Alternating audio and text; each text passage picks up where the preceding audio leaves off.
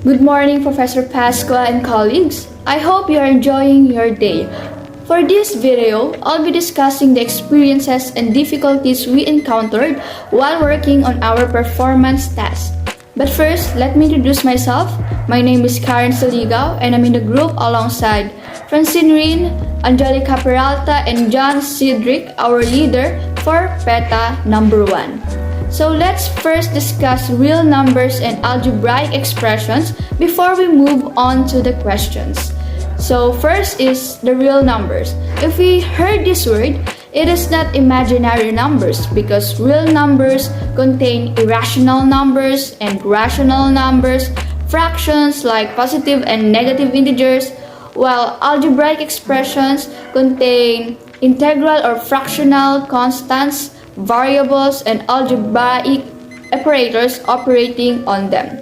These expressions are expressed in the form of terms, factors, and coefficients. Let's move on to the questions now. How did you come up with this idea is the first question. We will admit that some of the math problems are complicated and tough to understand. But even if it's challenging, we don't tolerate giving up because our leader chose us to be a part of his group.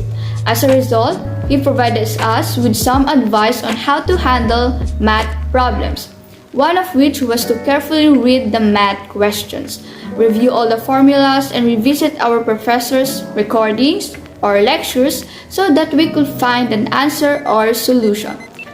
He therefore assigned us to the task we will complete so that each group member has a job to do.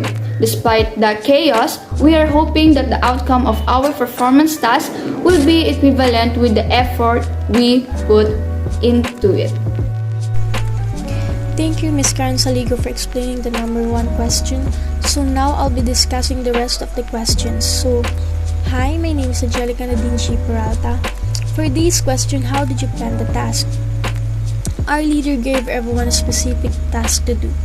To make it simpler for us to perform our duties, he first wanted to know about the rule we choose to take.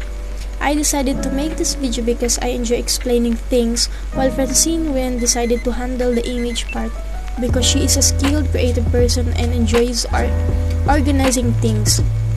And Karen Saligo and John Cydric Cay choose math because they enjoy it and want to practice math problem solving more. So let's proceed to the next question. Did you get any support? No, not in terms of family and friends, as I am confident in our ability to complete this task alone. We basically support one another because we are in a group, and members of a group always help one another. Additionally, whenever there is something we don't understand, we always ask each other, and each person is incredibly helpful. So I guess you could say that all of us get some support. For the last question, what are the challenges you encountered while doing this task? Since we are working it virtually, it is quite difficult for us, but we just figure it out and always communicate online. The difficulty we encountered is that some of the math problems are pretty difficult and confusing. So we tend to rush and study all the lessons again and refer to the recordings of our professor.